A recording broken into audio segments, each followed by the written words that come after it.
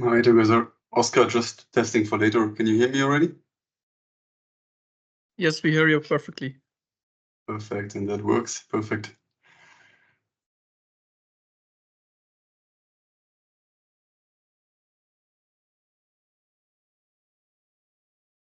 Hi, Francesco. Hello, good afternoon.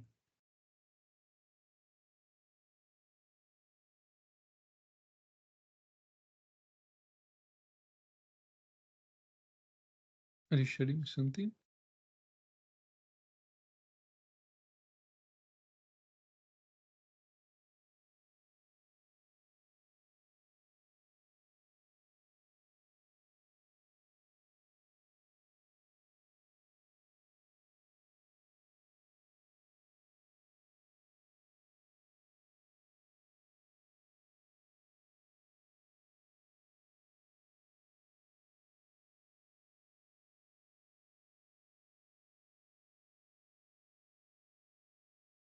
We already started the webinar, right? Yes, we're still a bit early, but Yeah. we can wait until everybody joins. Yep. I can already briefly go over the agenda, so we'll start with the introduction of both NGNs. Start with the introduction of the Irish NGN, followed by the Belgian NGN. Then we'll have a presentation on capacity markets and a cost presentation on the marginal cost pricing. So very interesting webinar today, as usual.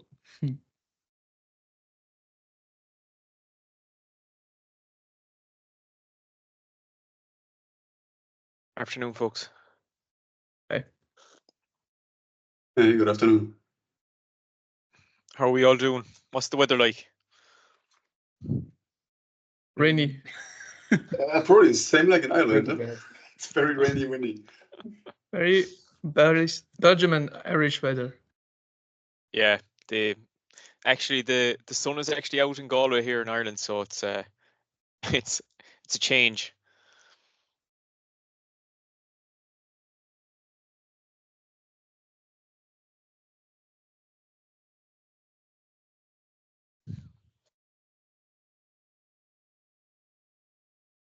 Hi, everyone.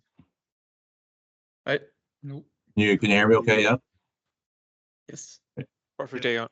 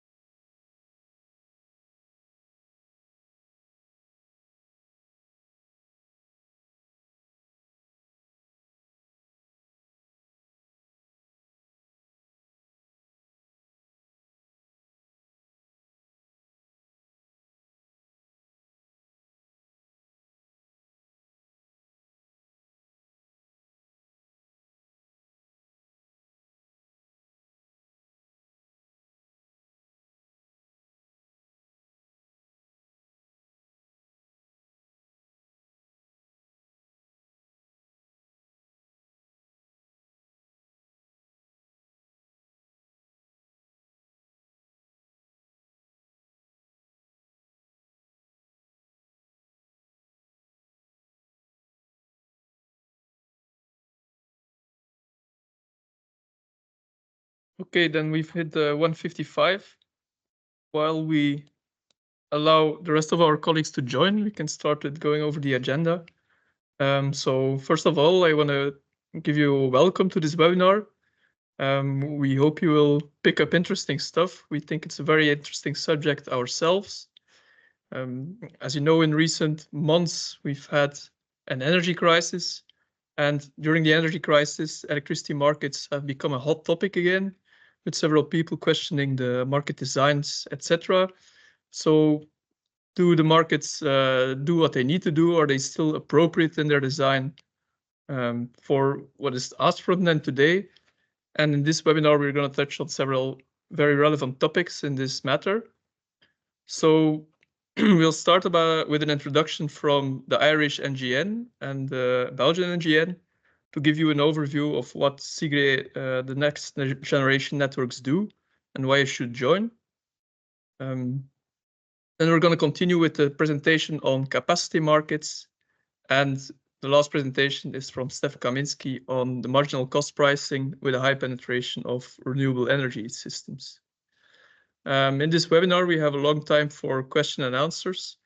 So please feel free to ask your questions. You can put them in the box. You should see at the top of your screen a Q&A option. And please, when you ask a question, directly to one of the speakers or to both.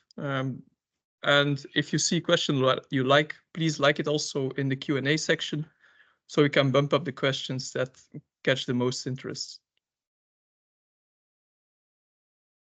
Anything else? Yes, I also want to mention that the webinar will be available online later on. So do not worry if you don't catch everything. You'll definitely find a link for a recording online. And we're still a bit ahead of schedule, so we can wait for the rest of the people to join.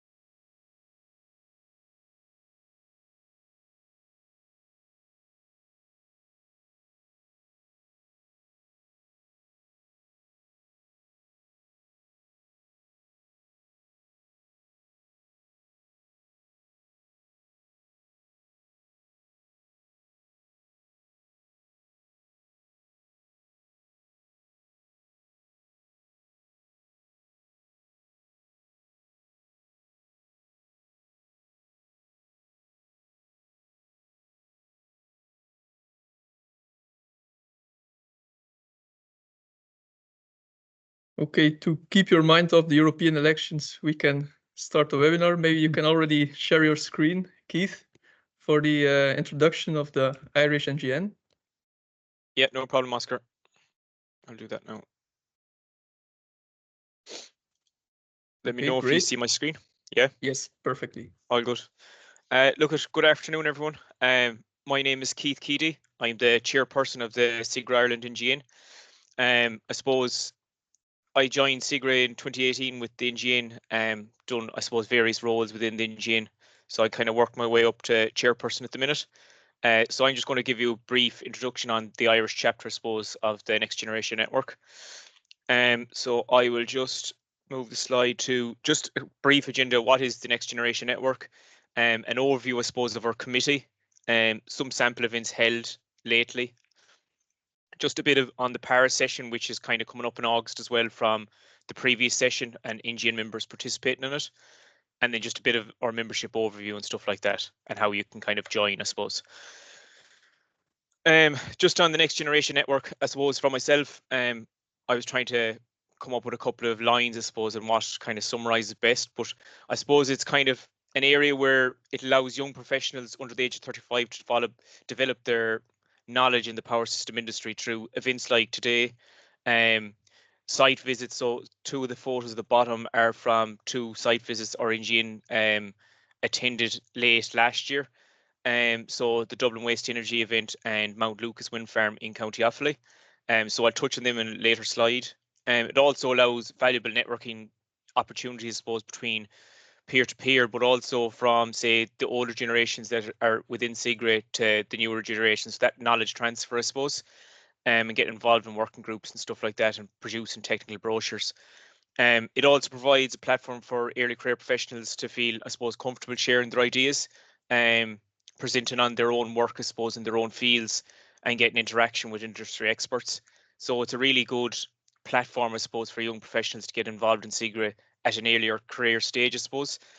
And so like the older generation, I suppose, they will be coming to retirement. So the big kind of focus is on knowledge transfer as well. So that's where the NGN was developed, I suppose, to get young professionals into CIGRE, I suppose, at an earlier career stage. Just a bit on our overview of our committee. So we have quite a large committee. We have 10 members at the minute. So we did break it up into 5 sub-committees itself, 2 event teams, 1 general membership, 1 student membership, and 1 communications team. So I suppose each person in our committee is assigned to, at minimum, 2 of these. And that kind of allowed for more kind of progress on a lot of fronts, I suppose. Everyone got something to do, easier to organise meetings, I suppose, in a smaller niche group, so you can organise study or subcommittee groups or meetings, so it's easier to kind of attend. It's hard to get 10 people in a room at one stage. We do capture a lot of organisations within our committee members, I suppose. Supernode, HNMV, EirGrid and ESB. So it's quite diverse. But I think that's the way we've felt that this is the best way to progress, with breaking it up into study committees itself, or study subcommittees, I suppose. Just on the latest, I suppose, events, and I touched on them at the earlier slides. So the Dublin Waste Energy event we held in, I think it's early January. So just a bit on that, we had 25 members on the day. The facility itself caters for about 600,000 tonnes of waste every year, and that's obviously transformed into electricity for the grid. So the waste inspected, weighed, and then combusted, and then obviously the emissions then are filtered through a filtration system. So that was one of them, and we got a good tour visit, I suppose, of all the different components and sections within that building itself or facility. The next one then, I suppose, is the next generation presentation competition, with the winner to present at the Paris session this August.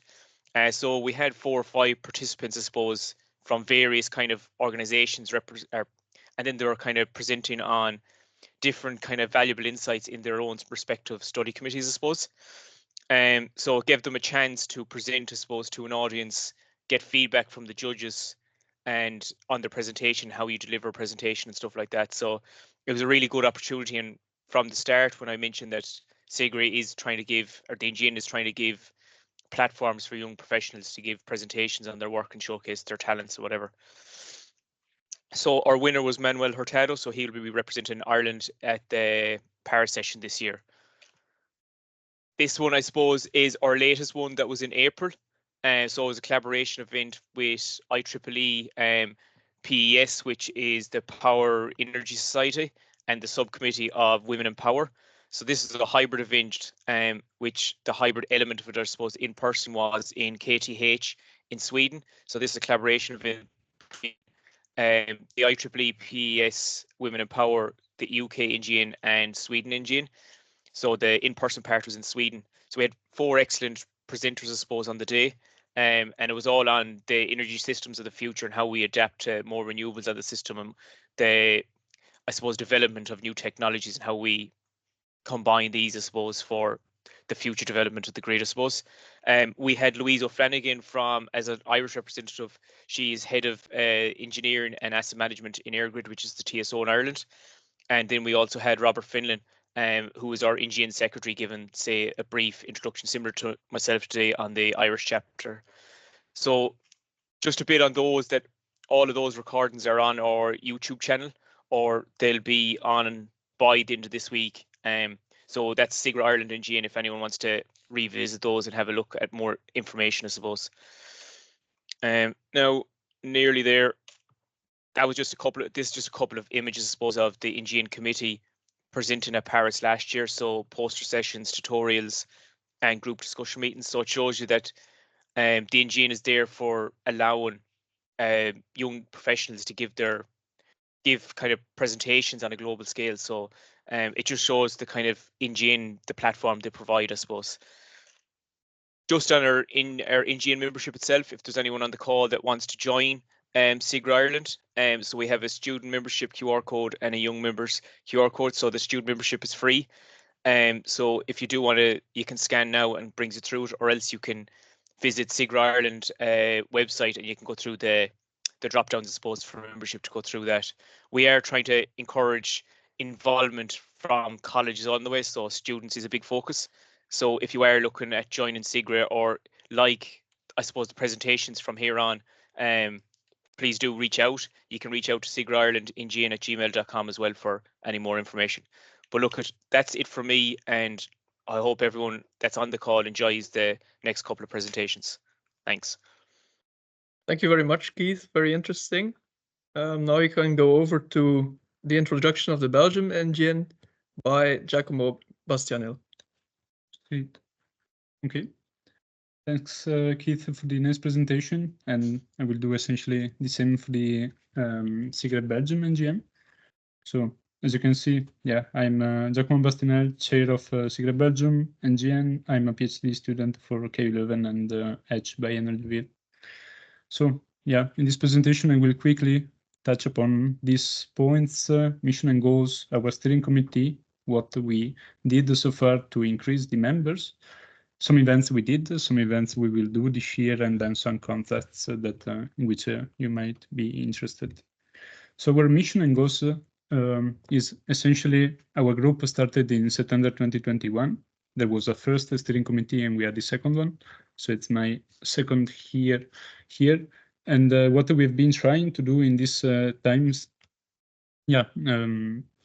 was to form a group of younger professionals and academics to give them a chance to present their work to other early career, because normally as academics we do it pretty often, but then people in the industry, they don't have that chance that often. So we wanted to give people this chance, but also act as a connection with CIGRE in Paris, CIGRE NGN International, and also organize events with other CIGRE NGN groups, as you see today, essentially.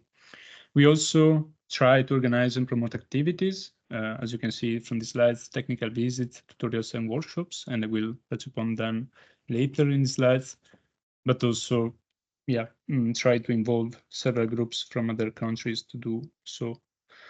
As you can see, CIGRE is a pretty big organization, it's Paris-based, but now it's expanded all over the world. And as you can see, also the NGN did the same, essentially. So we are proudly in Belgium in this small red circle, but as you can see, it's basically everywhere in the world. And in our steering committee, we started in September 2021 with K11 people, and as you can see, it's still K11 based. 4 out of 5 people are from K11, but we luckily have our vice chair, Stan, that is from a consultancy in Leuven. We would like to bring CIGRE NGN Belgium also outside the Leuven, so please, if you're interested in joining, please reach out to us. There will be a new steering committee next year. But also, if you're interested just for a talk or for organizing an event, please reach out, because we're really open to that. Members-wise, as mentioned, we are mainly K11 based. You see it's a big blue portion there. We also have a pretty strong connection with Elia, the Belgian TSO. But as you can see, since 2022, we managed to get plus 29 members, and 21 are from the industry. So it's pretty, we like to say that we are growing in terms of industry people. And also we will launch soon 23 registration for this year.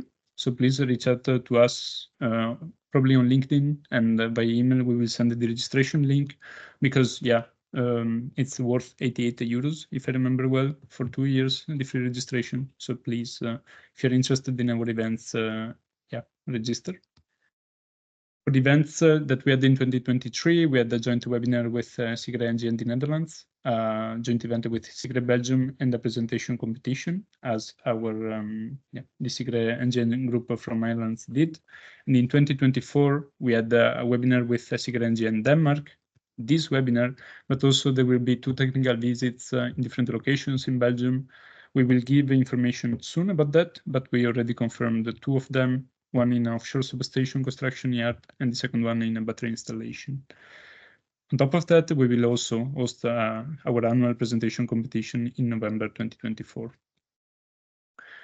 In addition, last slide, it's a connection with the CIGRE World. We have open call for articles to Electra magazine, but also we are deeply involved in, I would say, yeah, CIGRE working groups as NGN members.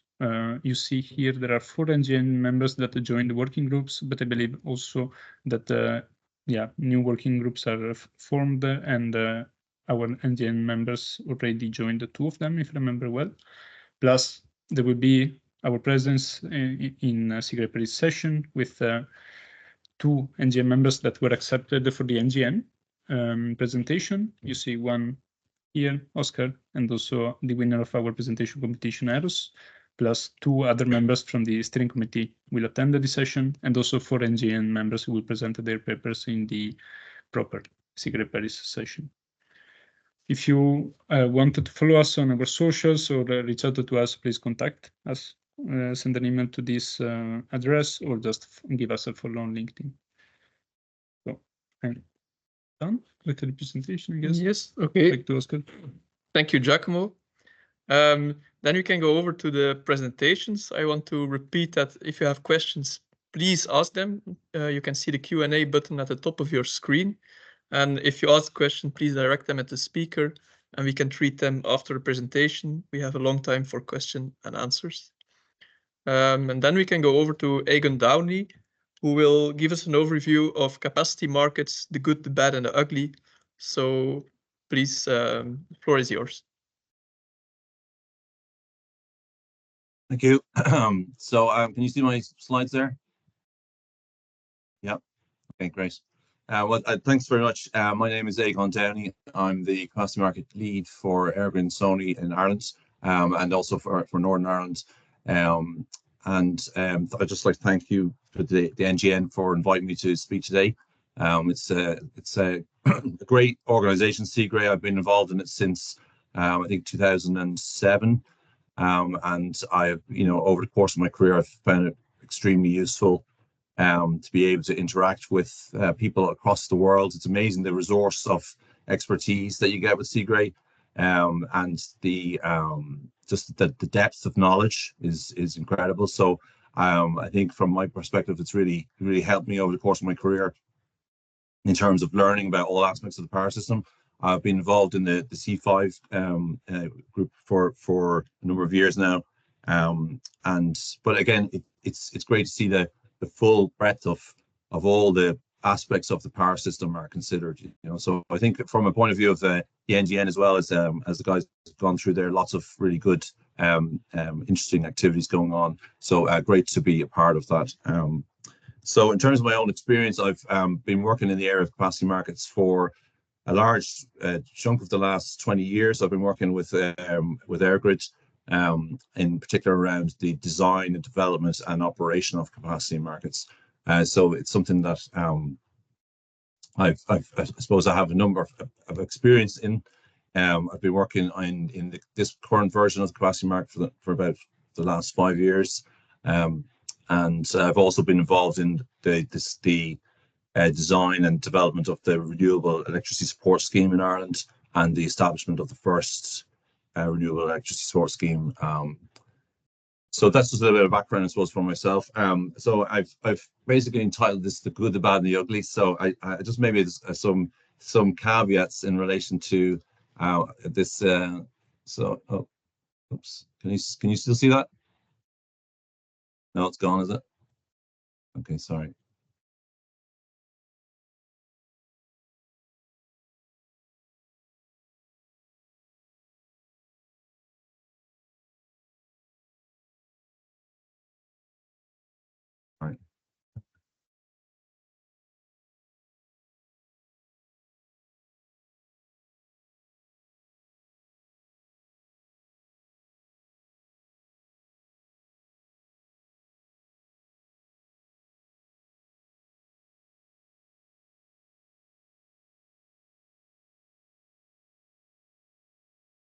Yes, perfect. So is that in presentation mode, yeah? Yeah. Okay, sorry. Yeah. So just some important caveats here. Just I suppose this is from my own experience in terms of this area. It doesn't represent the views, I suppose, of the system operators in terms of capacity markets. The presentation is it's light in tone in terms of obviously it's some of this stuff can be quite dry in the topics in nature. So I've tried to make it a little bit more interesting in terms of slides. But obviously the reliability of the power system is something that we take very, very seriously. So you know, just important to bear in mind.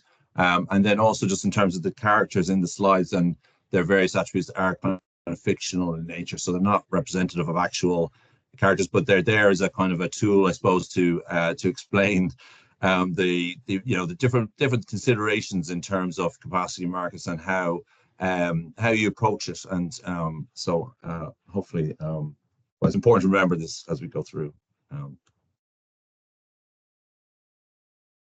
So in terms of capacity markets, so just an initial thing, like basically I appreciate people are coming from all sorts of backgrounds here in terms of the attendance. Some people may or may not have any experience with electricity markets. And so in terms of basic capacity markets, basically I've just included this point about why do we bother with them at all in terms of, because you know, in terms of in electricity, when you're you know, the trading of commodities, you know, with other things in life, you know, we could buy a product, we buy the thing itself, the prices that we pay is for the thing itself, and we don't have to kind of pay for capacity markets for other types of products. We just, you know, if we want to buy some food, we go to the shop, we buy it. If we want this for commodities, you pay the spot price for the commodity. And for, like, say, for instance, for shoes, for example, I've included here as an example. You know, we don't have a capacity market for shoes, right? So why is electricity different, right, from, say, the global supply of shoes, and you know, in terms of these differences? So so in terms of the reason why, the very good reasons why we have capacity markets, and there's always a lot of debate around this particular topic as to whether they're needed or not. But in terms of the reason why we have them is because of certain characteristics associated with electricity, right? So one of them is in terms of storage, right? So in terms of shoes, right, you can easily store shoes, right? So as people probably know from their own wardrobes at home, or you know, there's basically they're things that are easy to store. It's hard to store electricity, right? So especially at a large scale. Now this is obviously changing with the development of battery technology, but it's still very hard to. So we don't generate electricity and ship it around the world in terms of on container ships, because it's difficult to store, right? So we generally serve demand locally. Ease of transport, so it's also difficult to transport electricity. Now you need a lot of infrastructure to do that, and so again, you know, whereas the market for electricity for shoes, right, basically is from all over the world, and anybody can set up a manufacturing plant for shoes and sell them to the rest of the world. With electricity, you don't see that, right? So generally, people who are serving the demand tend to be based locally. Obviously, there's interconnection and transmission can increase that, and that's obviously something that's very important as we go forward. As was the storage, because of the variability of, say, the resources coming through electricity. Demand responsiveness is another area. So in terms of this characteristic, so normally if you went to buy a pair of shoes and the price had gone up by 10 that particular day, so instead of being 50 euros, it was 500 euros, you would probably not buy shoes that day. You'd probably say, maybe I'll hold off and buy my shoes tomorrow. So in terms of electricity, especially, say, at domestic scale, oftentimes the responsiveness of demand to change in prices can be low. So for instance, you might be using electricity now at this point in time, but in terms of what is the price of electricity right now, it potentially is quite high, and because of the way metering works and so on in the system, that can mean that end customers aren't facing the wholesale marginal price of electricity at every point in time. Now that is changing, and that's something that with smart meters are you know, in terms across the whole system, will mean that demand is more responsive, and we'll all we'll all have more visibility of price, and that's something that's a very important area. But historically, that hasn't been the case. So that those kind of things together, basically, the storage, the inability to store it, and the lack of demand response means that you have to basically, electricity is effectively the ultimate just-in-time delivery system, right? So we can turn on a light switch and it's delivered instantaneously. And this is a very, very particular aspect of electricity, and it means that it can be incredibly volatile when you compare it to other markets. So for example, you take, say, for instance, a commodity like oil or pork bellies or shoes in this case, you would never see basically changes in prices of six-fold changes in price over a course of a day, right? Or tenfold prices over a day. Electricity prices can change 100-fold over the course of the day. Now that would be very extreme circumstances, but it wouldn't be unusual for electricity prices to change by an order of magnitude across the day, which means that they are, relatively speaking, very volatile. And that's because of the fact that it's difficult to store electricity, and demand doesn't respond as much as it would be to other in other areas. So that leads to market price volatility. It also leads to market power. Now, market power is simply basically where you have high concentrations in a market, and where that competition is lower, right? And that can basically mean that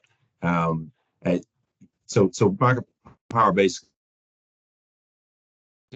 can arise, especially in real time.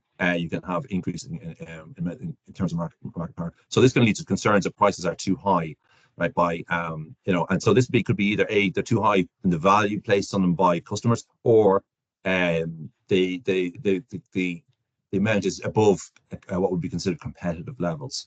And so that introduces the need for regulation, which is basically ways in which you would manage the risks of artificially non-competitive prices. And this can be in the form of price caps or short-run marginal cost bidding principles. These are various different things. There's a raft of other things that can happen in terms of regulation. And what that results in is that leads to this concept of missing money, right? So if you have short-run marginal cost bidding principles, for example, where basically, participants in an electricity market have to offer in their short marginal costs, which is basically their fuel costs or their operational costs. It's not their capital costs. Then this means that they can't recover the capital cost of the projects from the spot market. And so this creates this concept of missing money, right?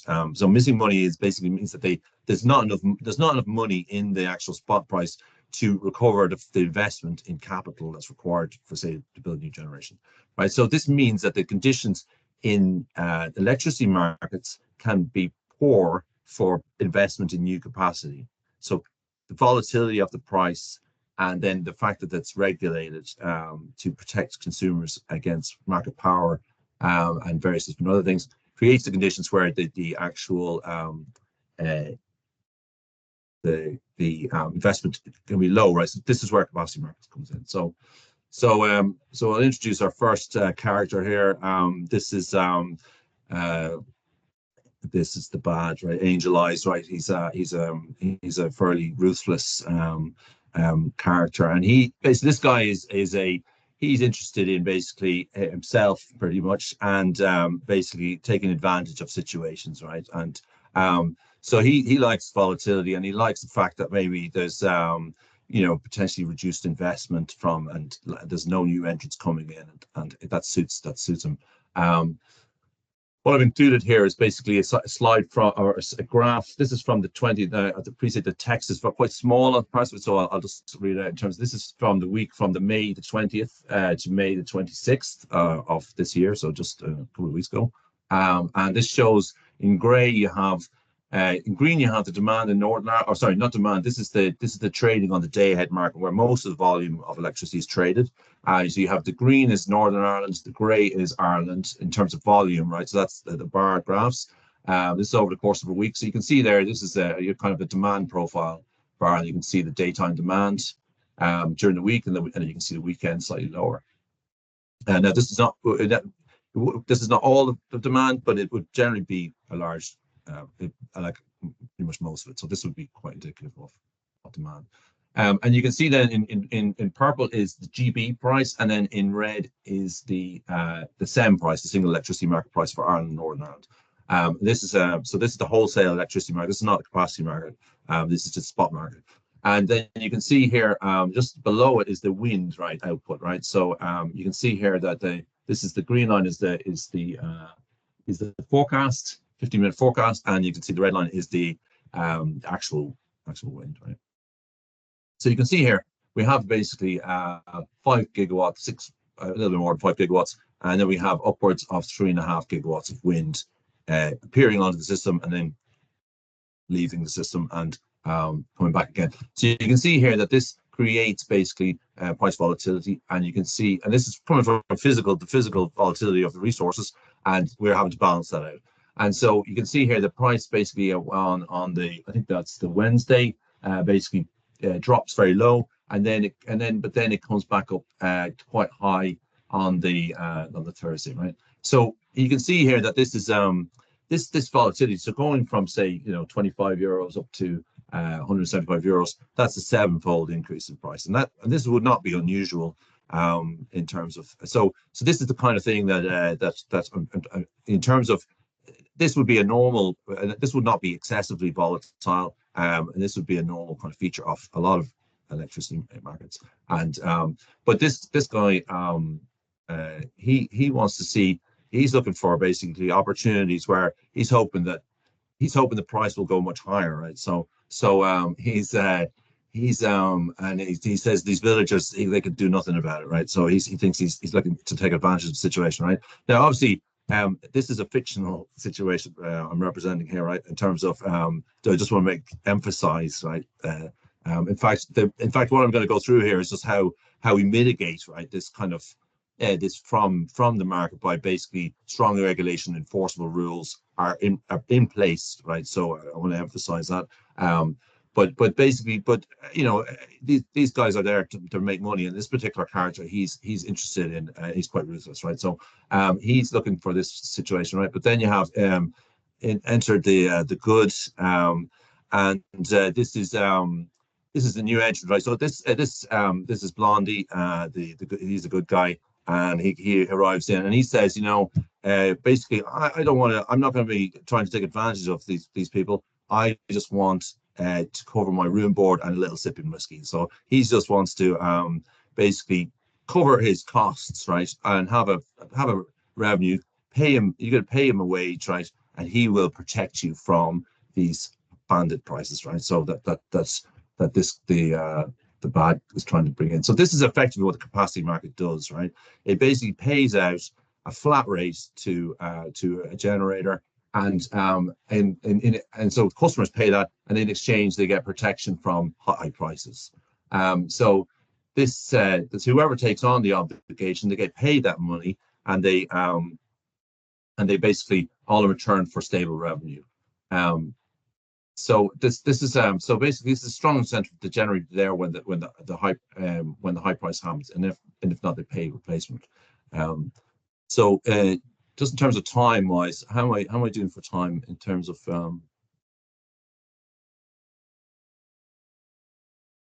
Good, we have some buffer, so okay. Go ahead. I'll keep moving. So we're basically very interested in the story. Yeah, so this is so then basically, but then the ugly turns up, right? This is Tuco. For those of you, hopefully some of you have seen this movie. It's a good movie if you haven't.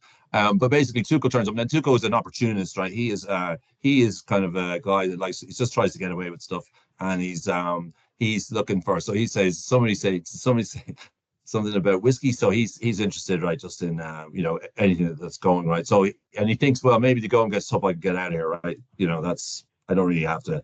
I could try and take the money, right. But then he sees, oh, there's a sheriff in town, and maybe he needs to think about this, right. So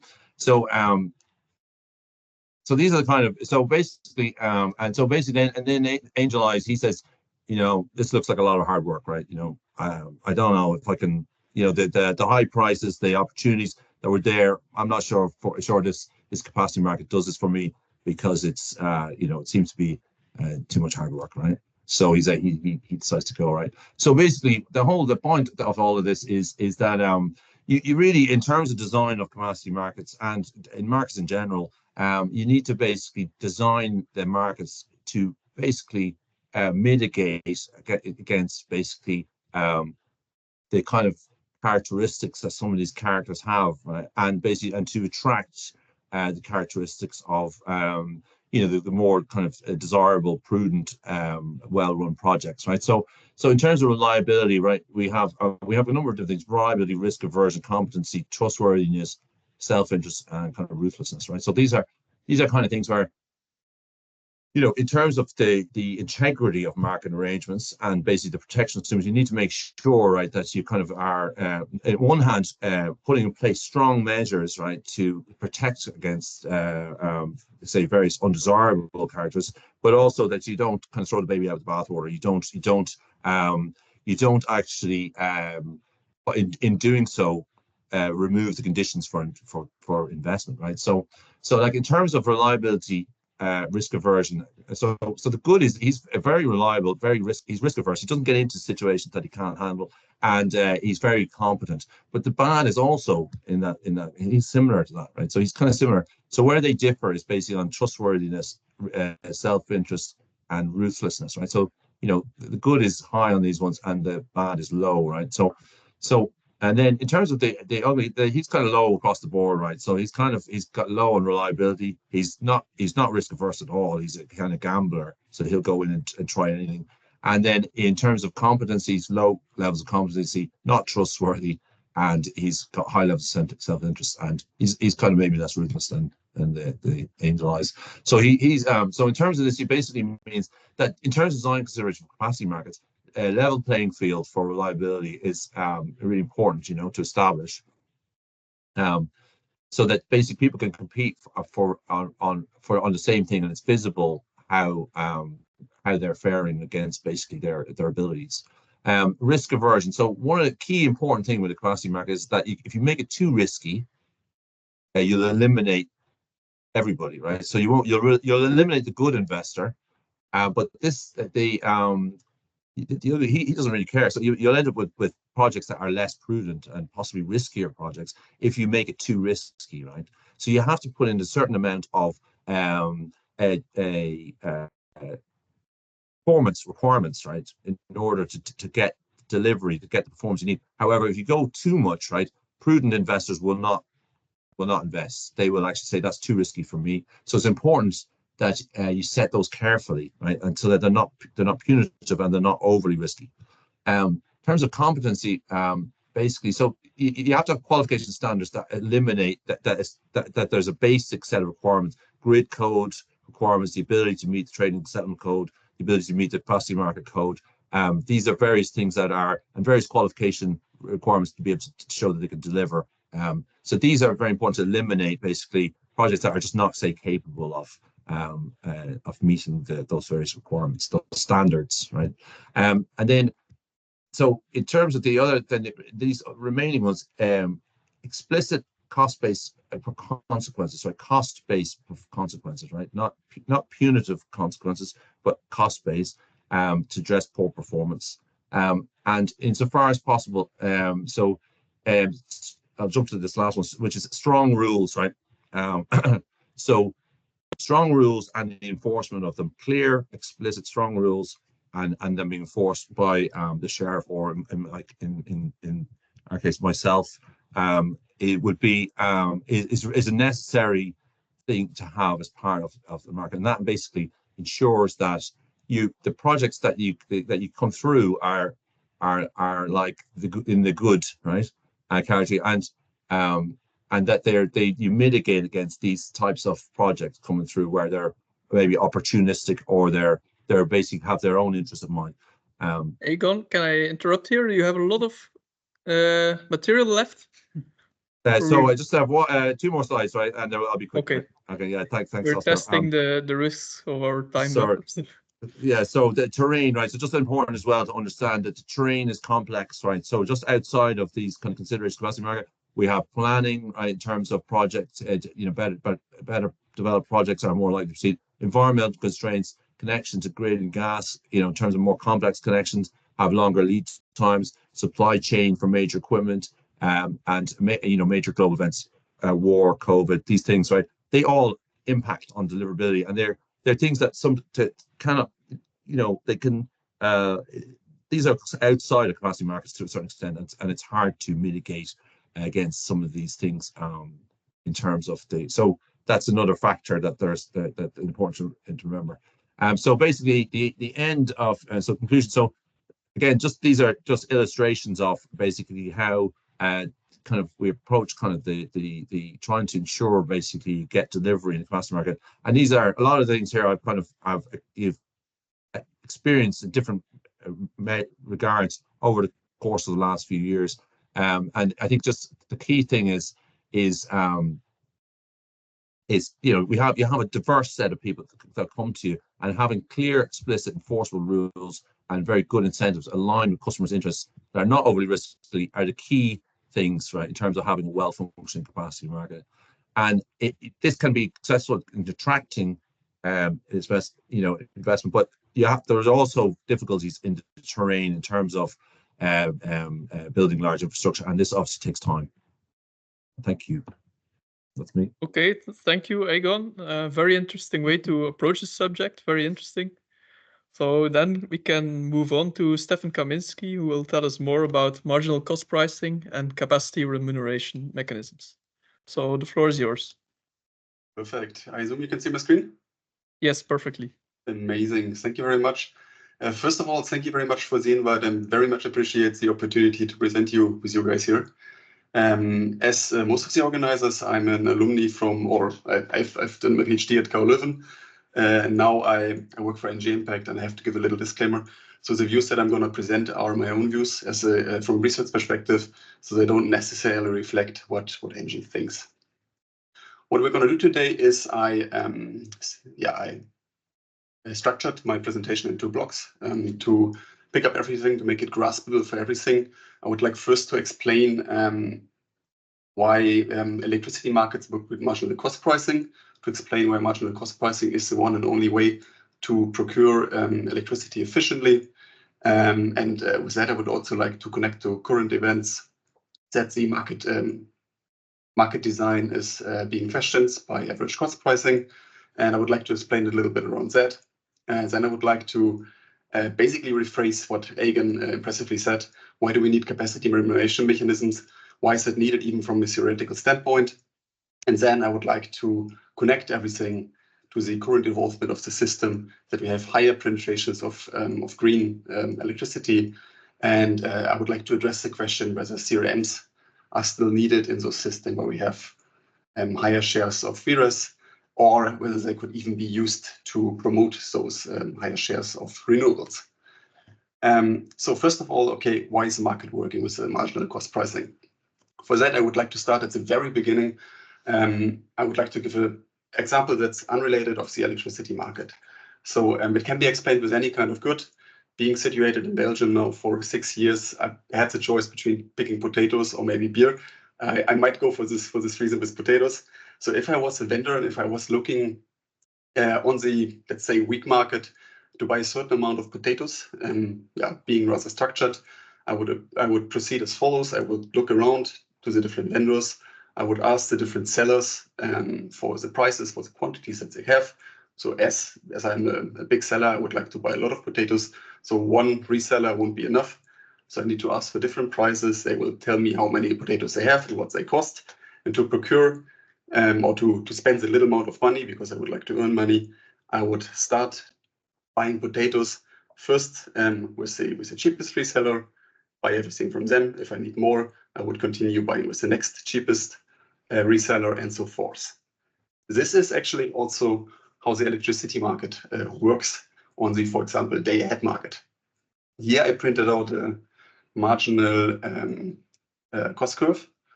Let me quickly find my pointer. Merit order curve, sorry, where the different steps here are generation plants. So it's C1 to Cn, where C1 has a marginal cost of 0, C2 is a little higher, and so forth. And the different x dimensions are the amount of electricity that can be produced at one time step. The demand curve now is occurring every hour, and electricity demand. So if it's cleared, there will be one intersection between the supply curve and the demand curve, and at this curve, the market will be cleared, which is basically the point that I just pointed out, where I have all my potato bought to the lowest price. The same happens on the electricity market, and the interesting point at the electricity market is that every participant receives the same price. In this case, now in this illustration, CI receives just its marginal cost of production. However, everybody on the left side receives some inframarginal rents, which are, at least in theory, being used to recover the big investment costs that they have. If the demand now speaks, so if the bad guys turn around the corner and would like to earn some money, the demand increases and the price would spike. In this case, we have some scarcity rent, which is above the marginal cost of the highest or of the most expensive power plant. This seems unintuitive, but this point is actually in a theoretical point needed, because this is the only point of time where the last power plant in the row can earn its money to recover the investment costs in order to have enough capacity in the system. And for that, we can also look at the long-term cost recovery. So I picked two random generators. One is on the left side, and the right one is the last one in the row. And here it becomes clear where the long-term cost recovery works.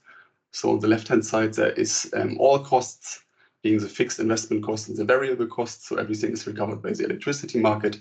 And on the right side, it's broken down towards how to recover the investment cost. And here it becomes clear that power plants on the left-hand side, they are dependent on the inframarginal rent, but also the scarcity rent, those two blocks. While on the right-hand side, which I also explained already, the peak load unit is in an energy-only market just reliant on the scarcity rent to recover the capacity costs. In other words, if this peak demand doesn't occur, this peaking unit wouldn't have an incentive to actually install investment, and we would have a blackout, easily spoken. In terms of efficiency, this energy-only market is socially optimal. It can be mathematically proven. It has been done already in the 70s, so this is not really a secret. However, this is just assuming certain conditions, for example, perfect foresight, price-taking behavior, and so forth. However, this market procures optimal investment capacity, which is quite ideal, given that we are striving for providing electricity at the lowest costs for the consumers. Because of late events, I would like to pick up on average cost pricing. So when the invasion in the Ukraine started, we saw prices spiking even more than usual. Then we heard claims about that the electricity market is broken, and some people requested that we change the pricing scheme, that we would go for average cost pricing. I would like to explain why this is not a good idea. So in average cost pricing, there are different approaches. And a very simple one now is that the consumer pays an average cost, which is some kind of an average, or take an average over different prices, either temporal or local, or in one point of time over different providers. It doesn't really matter what it is. It doesn't reflect the marginal cost. So it's somehow below the marginal costs, and not as responsive as the marginal cost pricing. The producers, on the other hand, they receive the variable costs of their production any moment. However, they wouldn't receive direct payments regarding their investment, at least not directly. There is another instance, a general authority in the middle being needed to balance and to promote investment. And this can be seen also in the long-term cost recovery, where it can be seen that there are no inframarginal rents, because generators are directly remunerated their marginal costs with the average costs. But however, there are capacity payments needed to promote investments in this scheme. And this investments would be very plant-specific capacity payments, which would be regulatory set, and therefore in terms of efficiency aspects, most likely suboptimal. What comes on top of that is that the consumer incentives would be quite distorted because the consumer wouldn't see anymore the real marginal cost prices. It would see the average cost prices would be below the marginal cost of production, incentivizing higher consumption, which will in turn be more expensive for society.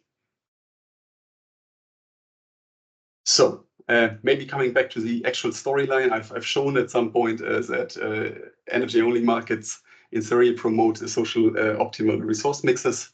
Why do we actually need CRMs? And this is a recap now of what Aodhagan did. There are in reality certain factors that are not considered in investment or not in this idealized investment theory. In reality, there are certain behavioral aspects, for example, the risk-averse investors that's often discussed, or there are some certain circumstances that prevent the price to rise high enough or fast enough to recover the needed investment of the peak load power plant. And those circumstances are discussed to lead to lack of investment in reliability, which can actually also be shown here. I did 2 simulations for risk aversion and for price restrictions that prevent the price to rise high enough. And it can be seen in both cases. I can't run through everything, but in both cases, we have a certain missing capacity taking a societal perspective. For that, there are capacity remuneration mechanisms implemented with the idea to bump up the installed capacity again up to social optimal level. So the aim of those capacity markets is to eliminate residual adequacy concerns, which easily translates into a lack of investments. So how do those CRMs work? So CRM is basically another market that complements the electricity market. And on this market, the product is capacity, more specifically, reliable capacity. The market works with 1 clearing per year. And it works like in electricity markets. There are some capacity providers and a capacity demand curve that's set by the operator. There is also a clearing point. And as electricity markets, this market is non-discriminatory, meaning all providers that are cleared receive the same remuneration in euros per megawatt for the capacity. In terms of long-term cost recovery, we can see now that the previously needed scarcity rent for the peak load power plants are replaced by a capacity payment that is done by the market. So the uncertain moment where the price peaks or not is not, it's being hedged by this market. This has some implications on the long-term cost recovery. You can see that the scarcity rent, which has been formerly here and here, is replaced by the capacity payment to hedge the risk for the providers, for the generation companies. And so this combination of energy only and capacity market is short-term efficient and when well tuned. And I cannot emphasize this enough. Just when well tuned, those 2 schemes, so comparing a setting with capacity market and without capacity market, trigger the same social optimal investment. So the question now is, okay, in principle, we have justified why we need CRMs. Does that still hold if we have an energy transition, if there are more renewables in the system? And for that, I would like to show you an illustration where I use the most simple optimization method, where I use the screening curve method. This method has 2 charts. On the lower side, you see a cost curve of illustrative 2 power plants, a baseload power plant, peak load power plant, and the wall indicating when it makes economically sense to curtail energy. On the upper part, you see the load duration curve, which is basically the electricity demand ordered from high demands to low demands. And I would like to first show this approach with the thermal system, so neglecting renewables for now. To find the best generation mix, it can be seen down here already when it is the cheapest to run the baseload capacity and peak load capacity and how much or how long electricity to curtail. This is directly the intersections here. Putting those up reveals how much base capacity, peak capacity, and energy not served appears in the system is social optimal. If there is no, some feature of the slides that I showed before, if, for example, the prices don't rise high enough, which I illustrated here now with the price cap that's below the willingness to pay of the consumers. In this case, the intersections change, and with that also the amount of peak capacity that would be installed. What can be seen here now is if there's some kind of distortion now, is that there is missing peak capacity to too little peak in the system. The CRM would counteract that now, and obviously for this illustration, I tuned it ideally. In a CRM, as I mentioned, every provider receives the same euro per megawatt payment for reliable capacity, which moves this cost curves to the negative y direction, idealized, moving back the intersection to the right point and vanishing the capacity to have, again, the social optimal investment mix. Looking at a system with high renewable shares, the slow duration curve would change. In this curve, this curve was considered the residual demand curve now, deducting everything that has been produced from renewables from the actual demand. The message is basically that, okay, the same approach, and I go back so you can see it, the same approach could be deployed again with a system indicating still that there is some capacity missing. So REST technologies, maybe to mention that as well, REST technologies, so not everybody has to participate in the capacity market.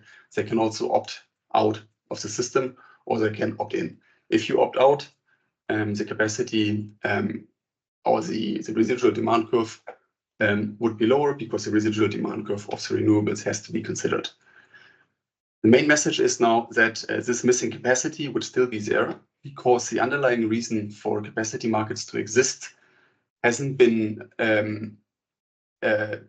deleted, basically. So the underlying reason is still there, meaning that even with high shares of renewables, the capacity market would still be needed.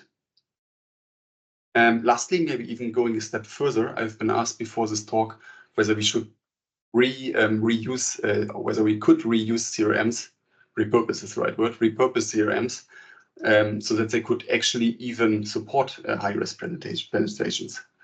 And my answer to that would be that CRMs are not designed to do so. They are, as dictated in the regulation, to support generation adequacy. For that, they pay back a reliable capacity. However, PV and wind, or the contribution of PV and wind in those moments, is very small. So those would actually not really play in the capacity market. To decarbonize the system, the main point are CO2 prices, or the main factor to do so, main instrument to do so are high CO2 prices, which support the decarbonization. And so if the CO2 price is high, going back to the merit order curve, the marginal cost of production of very dirty power plants would be higher, and those dirty power plants would be pushed out of the merit order curve, not producing anymore. And what happens in reality is that those high CO2 prices are even complemented with other renewable support schemes. And there are four main kinds that are being deployed in Europe, which are feed-in tariffs, feed-in premiums, green certificates, and investment grants, of which the European Commission prefers two-sided CFDs, which is basically a feed-in tariff complemented with PPA. Long story short, what I try to say here is that different objectives usually require different mechanisms, and repurposing a CRM to promote high shares of renewables is not advisable. In a box, the main conclusion is that the natural outcome of every market, whether it's a potato market or the energy market, is a marginal cost pricing scheme. Any regulatory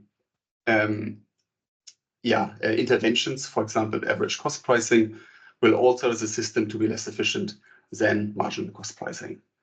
Then for renewables, if the system is higher penetrated by renewables, CRMs are still needed because the underlying reason still remains. And CRMs, this is really flatly explained, are not meant as renewable support schemes. They are meant to promote and ensure system adequacy. And with that, I'm also through, and thank you for your attention. Very clear. Thank you, Steffen. Very interesting presentation. I see we have used up quite a bit of our time buffer, so we can quickly go through the questions. I saw a question from Robert Vendon, directed to Aodhagan. You mentioned that the market is largely impacted by several factors outside of the market control. So what would you see as the biggest challenge affecting this market from an Irish perspective? Thanks, Robert, for the question. I think like all the items that I listed on the when I was going through the terrain piece about for projects, they can all have varying effects on projects depending on the type of project. So for instance, in some cases, supply chain can be supply chain issues can be a problem. Sometimes where there's a complex gas connection or a complex grid connection, these can be difficult. But I think one of the things about we would expect, I think, and we place in our capacity market, the risk is placed with the participant because they make the decision to where they locate the project. So we would expect them to actually, even though it is challenging, managing supply chain, in terms of the availability of equipment and so forth and timelines, and also grid and gas, those things that in terms of managing that would be something they could do. Whereas something like planning is probably, I think, is a particularly tricky one because the people can raise concerns and appeal planning, and that can take a long time, and sometimes that's an unknown in terms of timelines. So that can really have a big impact on projects in a way that potentially a good prudent project may not be able to foresee or plan for that level. Obviously, they can all do work on that, but I think planning is a tricky one. I think something that's building large infrastructures is one area that can result in long delays. And then the other area I think is IED as well, as another kind of concern around basically units not being able to run for being limited in how much they can run for. So because obviously the contribution to reliability is based on certain assumptions. So derating factors are calculated based on running for 8760 hours or say a number of hours, and then if a unit is actually subject to quite strong restrictions from under IED to do with so like open cycle gas turbines, for example, under IED, that can have a big impact as well. So that's a big challenge, I think. If I had to name one, it'd probably be planning. I think is probably the biggest one, maybe followed by emissions permitting. Okay, thank you very much. We can switch it up. Then a question for Steffen, one from myself. So you mentioned that the marginal pricing can be more responsive to the market or in the market than average cost pricing. Could you explain what that is, what you mean by that, how that plays out? Sorry to not have been too clear with that. So the average cost pricing, it depends on what we average, but let's say we average on all the power plants that are producing in a specific hour, let's say 1 to 5. If the average cost scheme would be that way, that we average over the produced electricity, and for example, we would increase the threshold where power plant number 6 needs to ramp up. And we just use, it's not possible, but for illustration purpose, it's okay. We just use 1 watt of power plant number 6. In average cost pricing, the price would still stay constant, while in the merit order, in average cost pricing stays constant, and then marginal cost pricing, the price would directly reflect the marginal cost of the last power plant being much higher. Okay, that's clear. Thanks. Then another question for Aodhagan. So 2 questions actually. So first of all, in your opinion, and without revealing the details, says the question asker, have you ever seen any examples of undesirable market participant behavior, specifically on the SEM, And is this very rare or a common thing? Yeah, thanks, Ken. I think yeah, we would have seen over the course of my time working as the lead for the capacity market.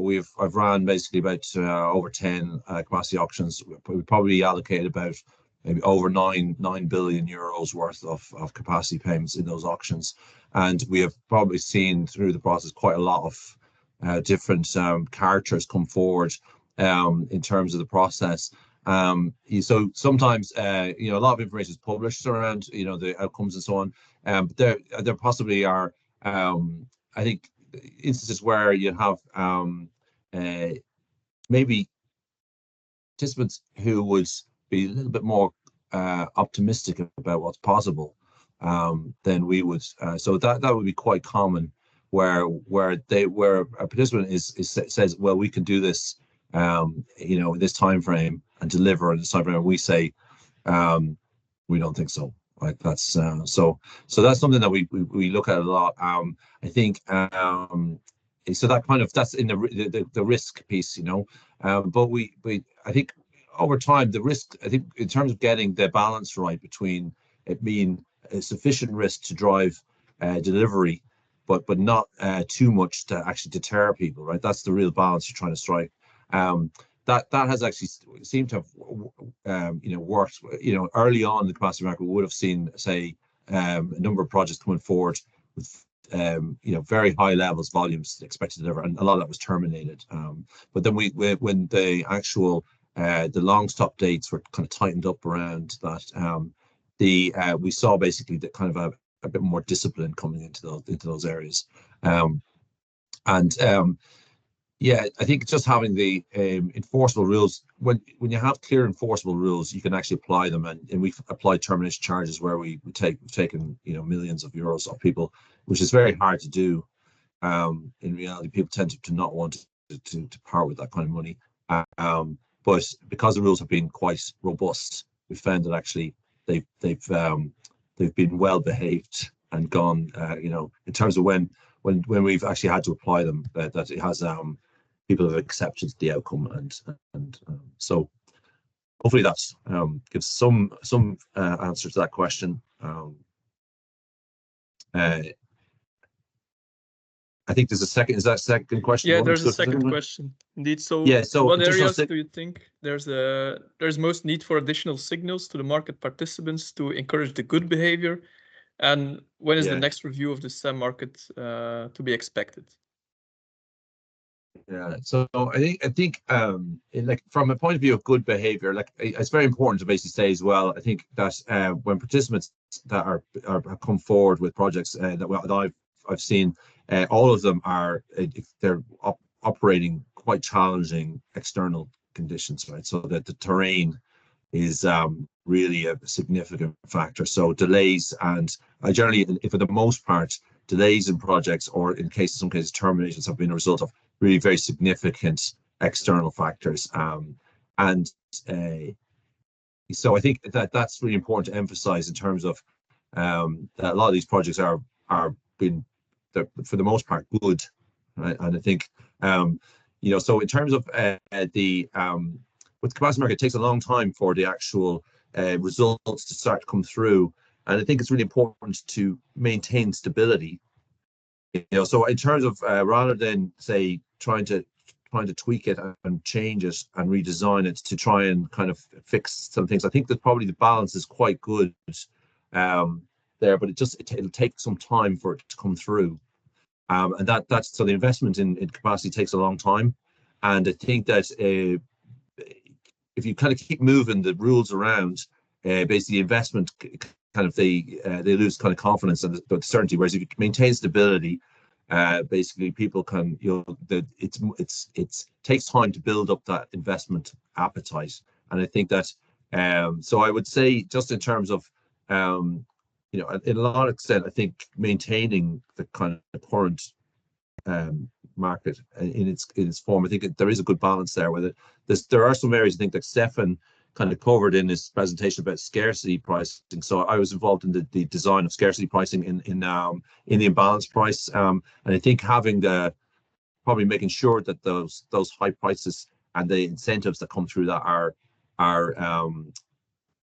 coming through efficiently, so that way it drives the kind of necessary performance, in terms of that incentive. That's a key bit of our mechanism. Okay, thank you very much. And then 2 more questions to Steffen, and I think we can wrap up after those. So Steffen, given that the intraday market in Europe is very volatile, what is the alternative to support the integration of renewables? Can capacity markets be adapted to the integration, or how do you see it? Yeah, that's a bit of a question of a belief. So I believe capacity markets are designed to ensure generation adequacy. So for me, to ensure high penetrations of renewables, we need another market. And we actually have this kind of market. We have a CO2 market. We have a whole myriad of different markets that are overlaying this market. For example, in Belgium, you have the green certificates. You have some subsidies for investment. You have all kinds of things that are there. But the capacity market should be, in my perspective or from my view, there to promote a system generation adequacy. Okay, and I think I might come in on that as well, Oscar. Maybe I just, in terms of my perspective, I agree 100% Steffen's point there. Basically, that the incentivized renewables is a separate consideration, and that capacity markets are about reliability of the system. I would say, and I think Steffen did cover it as well, is that that's the integration of renewables, right? So having a high variable renewable system that's also reliable. The reliable element of it. So capacity markets can play a key role in that part of it, which is basically ensuring that whenever there's, like in my slides, I showed where the wind dropped off, and it was that in those periods that there's sufficient capacity available to meet those periods, and so that it's on one hand, I think Steffen kind of pointed that there are mechanisms to promote renewables, but then the capacity market. The key thing is that it's key for integrating renewables to a reliable electricity supply. Okay, thank you. And I think that the final question kind of links up to your answers, in that it seems that the prerogative to have a higher renewable energy penetration in the capacity market and the capacity market, that they are largely decoupled. So how would we influence the renewable targets then? You mentioned the carbon market, the ETS. Do the payments outside of the capacity markets compensate somehow for this, or how do you really get to those renewable targets then using markets? For me, that's clearly a question of the ETS market, not of the capacity market. I mean, as Aodhagan rightfully said, and I completely agree with that as well, the capacity market can be used to promote enough reliable capacity, maybe even pushing reserves at some point. There's something being considered right now in the legislation to level the playing field to allow more penetration of renewable systems. But I wouldn't use the capacity market directly to promote renewables. Yeah, maybe just one maybe additional point is that there is a world which you could see, say, in the future where, like, a lot of times, like wind and solar are derated heavily in capacity markets because they tend to basically, first of all, they move all at the same time, so they're highly correlated. Oftentimes they're not correlated to the demand. So peak demand, for instance, when you turn on lights, can often is at sunset. So, like, for example, in solar, it's the point where there's no sun, and so but as we move the demand, so a key thing with variable renewables is to actually move the demand to the resource, right? So using various technology, batteries and storage, and so so there is a world basically where you could have a very highly reliable system based on wind and solar, where you move essentially the demand to effectively so that the demand coincides with the output of those units. Now, obviously, that's a long-term perspective, but that's using cross-border capacity in terms of interconnection, using batteries, so where that in that situation you can envisage that. So in one set point you said that they're kind of decoupled. They're not independent necessarily, and it is important to say in capacity market design that it's sufficiently dynamic to reflect that basically the variable renewables element of it. So there's a really key kind of consideration about increasing levels of variable renewables as how they affect the overall system. You know, so they need to be talking to each other. You know, all the various different mechanisms. Okay, thank you very much. Yeah, maybe one final question. So having more energy storage available could promote renewables. Can CRM be used to encourage investments in energy storage, do you think? Like storage is one area which is it has many things that it does, right? So for instance, if it's to the extent that it's reliable, right, you can basically earn money in the capacity market, and to the extent that it can buy energy cheaply, and then sell it at times of higher price, then it can benefit from arbitrage in terms of energy markets. It can also sell system services. So when you look at the combination of those things, you know, that is, you know, we're already seeing a big increase in investment in storage coming through in terms of the pipeline, and there's and it's based on you know, the fact that it does all those various different things. It can buy the wind at cheap prices, and it can sell it during the when there's lack of wind or solar, and it can also respond quickly to fast frequency, you know, potentially synthetic inertia, these kind of things. These are obviously development things that are coming down the track, but even fast frequency, we would see a lot of that, and on all the various different reserve categories, so in that sense, the conditions are already there to promote that investment. Maybe adding one minor point to that. I sorry for interrupting you at the beginning. Yes, I just wanted to say yes, they can promote it. However, capacity markets are non-discriminatory, so we cannot promote a certain level of capacity of storages in there. There are also derating factors for those storages that they can participate. Yeah. Okay, very clear. So we are already over time. I want to thank everybody, especially the speakers, also the attendees, for very good questions. We had a very good, productive discussion. So I want to thank everybody. I will make sure that the recording is available, and I hope to see you all again at the next webinar. So see you then. Thanks. Thanks, everyone. Thank you very much. Bye-bye. Thanks, everyone. Thanks, Asser.